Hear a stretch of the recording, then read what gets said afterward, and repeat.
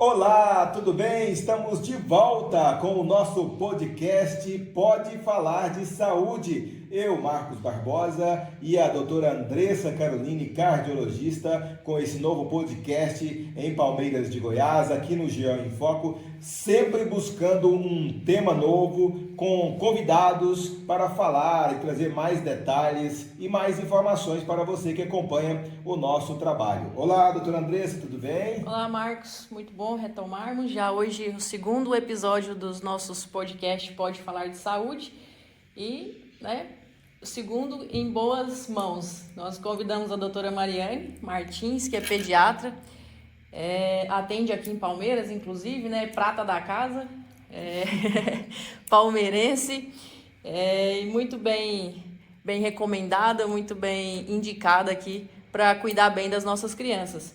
E o motivo da gente ter escolhido o nosso tema é justamente por ser um tema bastante frequente nos consultórios e creio que é uma preocupação importante dos pais, que é a imunidade dos nossos filhos. Então hoje a gente vai falar de algumas dicas aí, vindas da doutora Mariane, como que a gente pode melhorar a imunidade dos nossos filhos.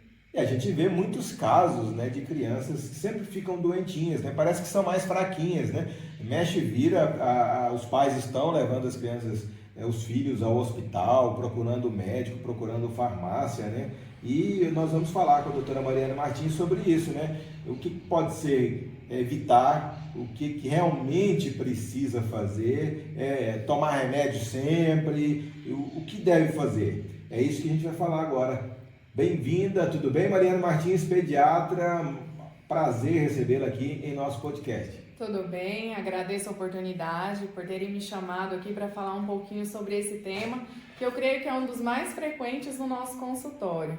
As mães chegam solicitando para a gente alguma vitamina, alguma orientação, o que eu posso fazer para aumentar a imunidade do meu filho.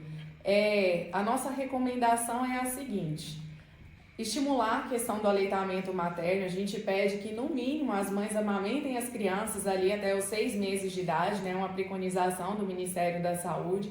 A gente pede também uma atenção especial com a questão da alimentação das crianças, sempre uma alimentação colorida, variada, afastando aí alimentos embutidos, enlatados, os doces, as frituras, os refrigerantes. E outra coisa muito importante que ultimamente tem gerado bastante polêmica é a questão da vacinação. A procura tem caído cada vez mais, a cobertura vacinal tem reduzido cada vez mais e isso tem provocado o retorno de doenças que até então já não existiam mais, ou que estavam praticamente extintas. A gente teve até a possibilidade do retorno da poliomielite aí, então a gente reforça principalmente isso. Horas de sono adequada, alimentação correta, cobertura vacinal, aleitamento materno nos menores, tudo isso propicia uma imunidade melhor e não uma medicação específica para melhorar essa imunidade. Muito bem, Andressa, isso aí, é uma situação corriqueira, é uma situação comum realmente, esse tema que você e a nossa produção escolheram. Doutor, você falou uma coisa muito importante e muitas vezes os pais não dão essa devida importância, Hoje, não só as nossas crianças, mas a gente está muito na questão do fast food, da comida enlatada, das comidas industrializadas, e a gente sabe, tanto de doenças que o nosso corpo está sujeito por essa exposição a esse tipo de alimentação. Em relação às nossas crianças mesmo, o que os pais poderiam se atentar de uma forma mais prática, o tipo de alimentação que deve ser oferecido para nossas crianças? Essa é uma das consultas que eu mais gosto em consultório, até quando a gente vai fazer a introdução alimentar. É uma consulta bastante demorada, eu diria assim, e a gente reforça bastante, a questão da ingestão de frutas, verduras, legumes, tanto proteína animal quanto vegetal também. A gente auxilia na montagem do pratinho mesmo das crianças e reforça. Uma das coisas até que atualmente a gente tem discutido muito em consultório com os pais é a questão até mesmo do suco. A gente orienta a não fornecer o suco para as crianças antes de 1 ano de idade, por exemplo. né? Aumenta a concentração de frutose, porque você usa muita fruta e acaba não utilizando as fibras, por exemplo, que é uma parte boa das frutas. Então a gente pede para não fornecer suco para as crianças antes de 1 ano de idade, pelo aumento até do risco de obesidade mesmo. Ter essa alimentação bastante variada. No início a gente pede até para deixar assim os horários mais a critério conforme a aceitação da criança.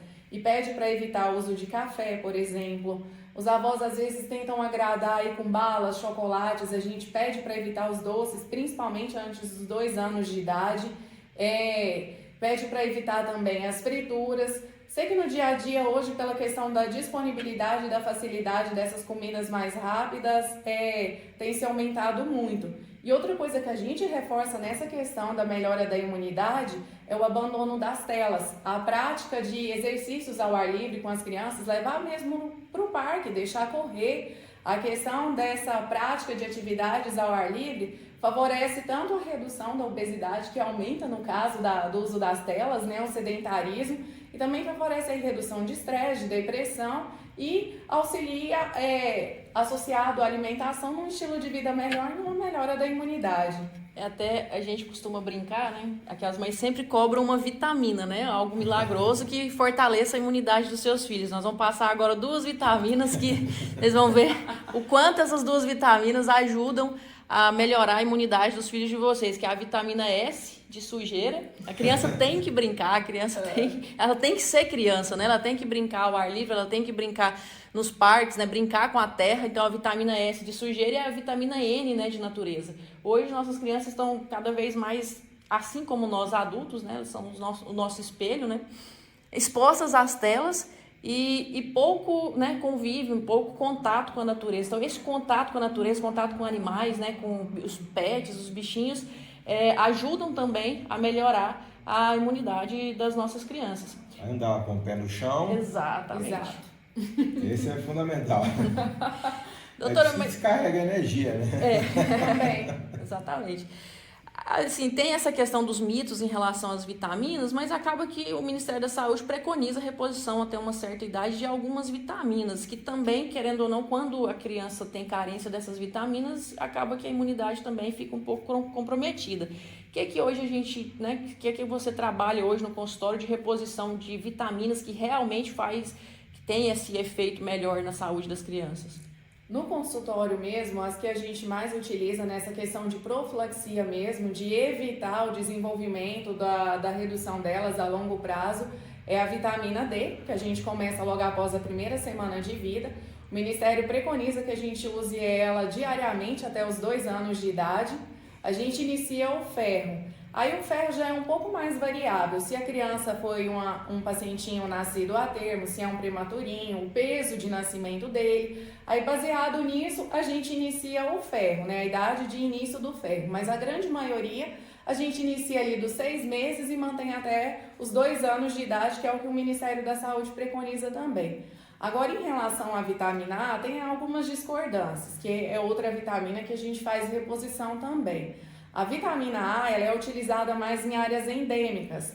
No caso, Goiás não se encontra, né, nessa descrição brasileira de áreas endêmicas, é mais o Nordeste. A gente tem ali o norte do estado de Minas Gerais, que tem bastante deficiência de vitamina A, e o Vale do Ribeira em São Paulo também. Mas acaba que aqui em Goiás, em alguns postinhos, a gente acaba fazendo de maneira profilática essa vitamina A. São as 2 vitaminas, a D e a A, e o ferro, que a gente mais usa em consultório. Então, se os pais seguirem direitinho aquele acompanhamento ali no postinho de saúde, no próprio postinho de saúde vai ter o período que ele vai receber a dose da vitamina A, não é mesmo? Igual aqui em Goiás, a gente consegue, na grande maioria dos pacientes, fornecer uma alimentação adequada que não tenha necessidade de fornecimento da vitamina A. Pelas verduras, os legumes que as crianças ingerem no dia a dia, a gente consegue chegar nesse valor necessário de vitamina A. Mas a gente acaba fazendo, principalmente ali nos 5 primeiros anos de vida, a gente acaba fazendo essa reposição nas unidades básicas de saúde também. Muito bem, hoje aqui no nosso Pode Falar de Saúde com a pediatra Mariane Martins. No início eu falei sobre aquelas crianças, né, que ficam sempre doentinhas, né, fraquinhas e tal. E a gente tem uma situação, né? Sempre que a criança chega à idade de ir para a creche ou para a escola, elas adoecem mais, né? Isso é mito, é verdade mesmo? E por que isso acontece? É uma das queixas mais frequentes das mães no consultório. Algumas chegam a falar: vou retirar meu filho da creche, da escola, não vou deixar estudar, porque depois que começou o ambiente escolar, piorou tudo. Tem umas que chegam e falam assim: tá gripado o ano inteiro, não passam os sintomas. Então, assim, na verdade, é porque o nosso sistema imunológico ele vai adquirindo uma maturidade ao longo do tempo, conforme as crianças vão tendo contato com os vírus e as bactérias e conforme a gente vai aumentando aí a cobertura vacinal ao longo do tempo. Aos 4 anos de idade, eles já receberam a grande maioria das vacinas, mas uma maturidade mesmo do sistema imune ali por volta dos 12 anos. Então, quando eles entram na escola e têm mais contatos com as outras crianças, né, que aumentam a circulação aí de vírus e bactérias, as infecções tornam-se mais frequentes e aí é o momento de surto dos pais mesmo. Mas na idade aí pré-escolar, é normal que uma criança, por exemplo, tenha resfriados, quadros gripais até 12 vezes no ano. Isso é normal. Nada que tenha que fazer uso desnecessário de antibióticos, não. A grande maioria são quadros virais, então não tem necessidade nenhuma, por exemplo, de iniciar amoxicilina, azitromicina, que são os antibióticos queridinhos dos pais. E o uso indiscriminado desses antibióticos tem gerado até uma seleção desses vírus e bactérias e tem tornado mais difícil o tratamento dessas doenças. E outra coisa importante dos antibióticos é porque um local importante no nosso organismo que auxilia na nossa imunidade é justamente o nosso intestino. Então, você está usando um antibiótico para tratar uma doença que é por vírus, você está usando isso necessariamente. Mas esse antibiótico vai matar as bactérias boas que nos protegem, né, de outras doenças, as bactérias que estão no nosso intestino, e o antibiótico, então, acaba que piora, o antibiótico desnecessário, né? Exatamente. Acaba que piora a imunidade dos nossos filhos. Porque, como bem lembrado por ela, matam as boas e também as ruins, né? Então, acaba que se você não tem um quadro bacteriano e você fornece um antibiótico para o paciente, você não está matando nenhuma bactéria ruim, porque ele não tem, mas acaba matando a parte boa das bactérias que vivem no intestino. Em relação aqui, Andressa, ainda sobre esse assunto, né? É importante que os pais não mandem, né, por exemplo, as crianças para a escola, para a creche, né? Porque o vírus ali vai só disseminando, né? Tem que tomar certo cuidado também, né? Ter essa responsabilidade de perceber, tem algum problema, tem que tomar alguns cuidados ali, até para evitar, porque senão vira um surto, acaba um surto aí, né? Exatamente. Vou até usar de exemplo aqui em Palmeiras mesmo, eu tive contato com alguns pacientes que frequentavam o CMEs aqui. A gente teve um aumento de casos de síndrome mão-pé-boca. É uma doença viral que, infelizmente, né, mesmo assim, muitos pais tendo que trabalhar, acaba que a gente tem que afastar a criança do convívio das outras, porque a disseminação é muito rápida, muito fácil. Então, a gente sempre pede, manifestou algum sintoma, não tem noção do que pode estar causando isso, procurar atendimento para a gente ver se é algo que é infeccioso e que pode ser contagioso também, para a gente evitar a disseminação dessas doenças. Doutora, eu vejo também com muita frequência pais e mães, criança fica mais doentinha, que é da vitamina C. Existe um certo mito da vitamina C? Ela realmente é importante na imunidade? Como que... A vitamina C, na verdade, no nosso meio, ela não tem necessidade de uma reposição frequente para evitar a questão das alterações imunológicas, vamos falar assim, né?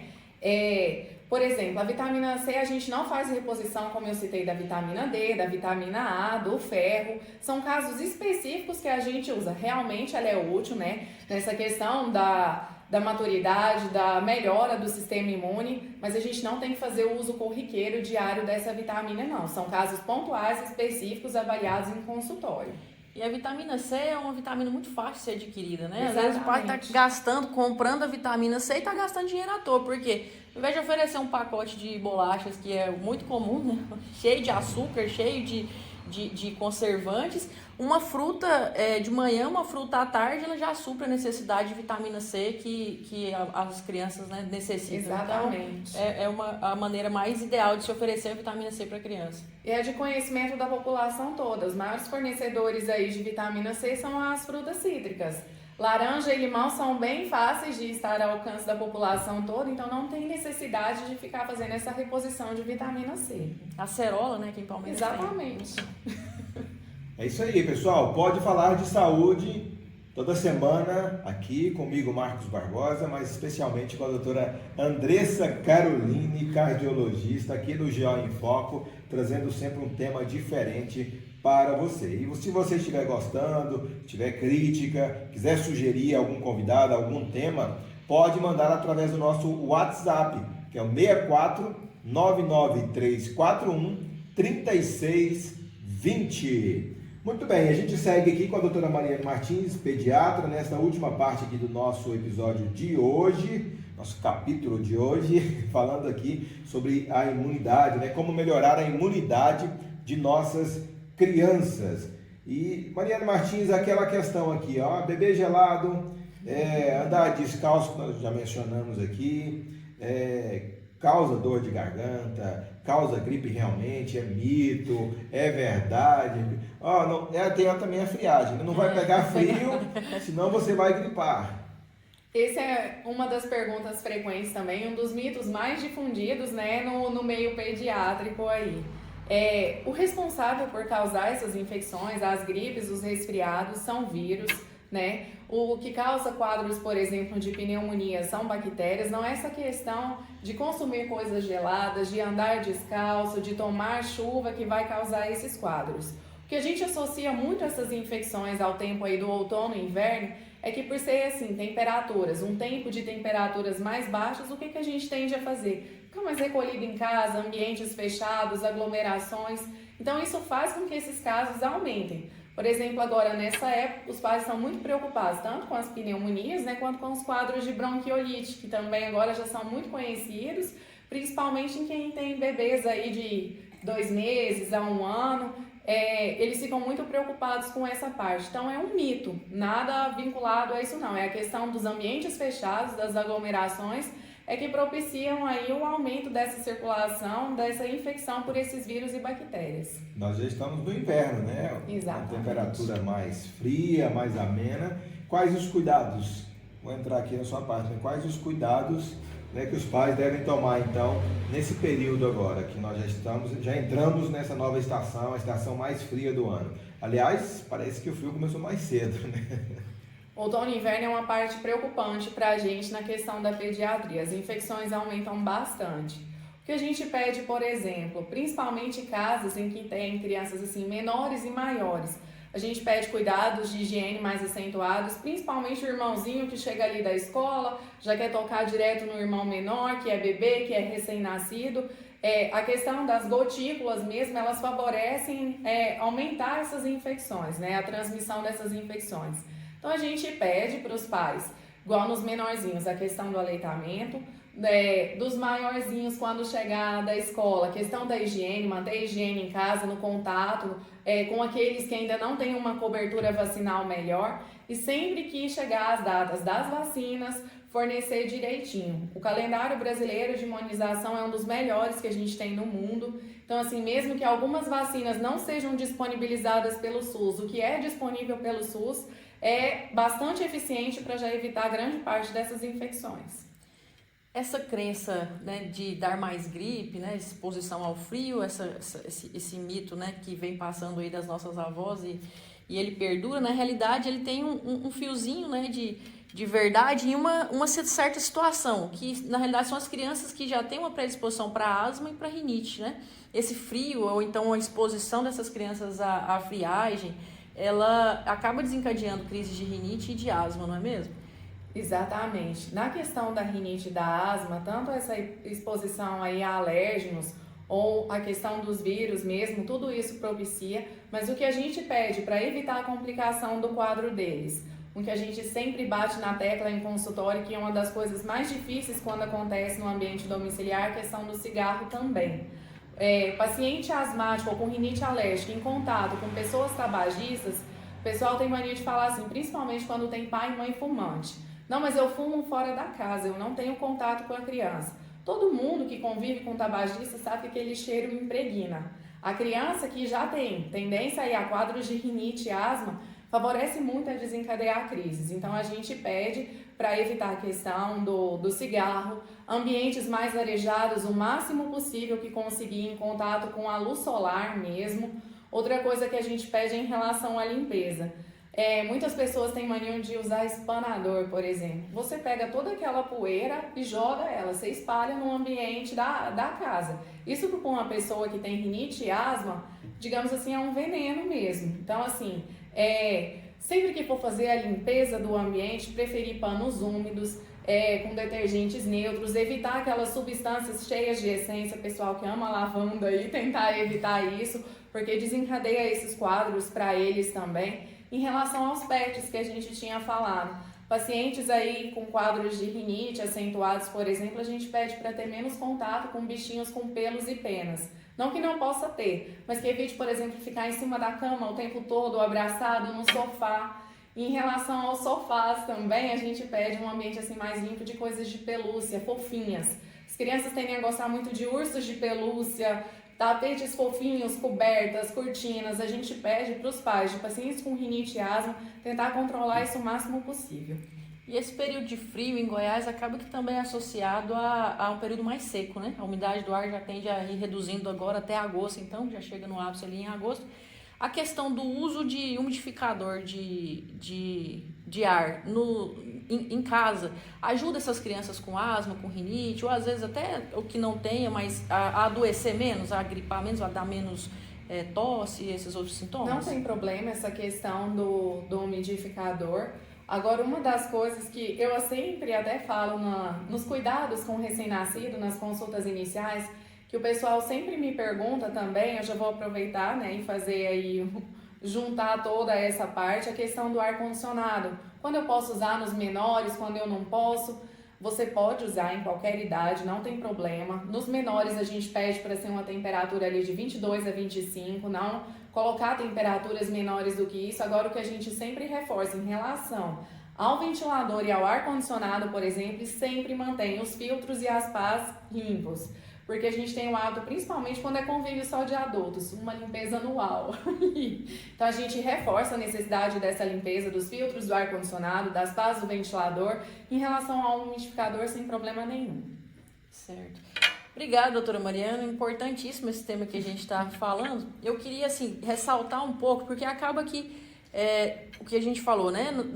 É muito comum uma certa quantidade de resfriados ao ano, como você citou, mas existe algumas situações específicas que deve acender um alerta aí nos pais, porque algumas crianças, são casos mais raros, realmente podem ter alguma doença da imunidade, por isso elas ficam, né, tendo infecções de repetição. Quando que o pai e a mãe devem se preocupar mais e realmente procurar um médico especialista da imunidade para avaliar se essa criança não tem uma doença da imunidade? Alguma frequência de certas doenças, elas chamam a nossa atenção em relação a essa questão da imunidade. Por exemplo, quando a criança tem ali mais de 4 infecções de ouvido, 4 otites por ano, a gente já fica mais atento um pouco. Questão de pneumonia, se ultrapassar 2 episódios por ano, sinusite, mais de 2 episódios por ano, aquilo já acende uma luzinha para a gente tomar cuidado em relação a esse paciente. Outras situações, infecções muito graves, criança apresentando quadros de sepsis, falando assim em palavras mais fáceis, como se fossem ali quadros de infecção generalizada, por exemplo, tendendo a complicações mais graves. Crianças que apresentam infecções de pele, como celulites, abscessos, quadros mais complicados também, ou que façam muita estomatite de repetição, que mantenha ali sapinho por mais de 2 meses na boca, isso também chama a nossa atenção. E se necessitar fazer uso muito prolongado de antibiótico. Uma criança nessas circunstâncias, ela merece ser investigada para quadros que a gente fala de imunodeficiência primária.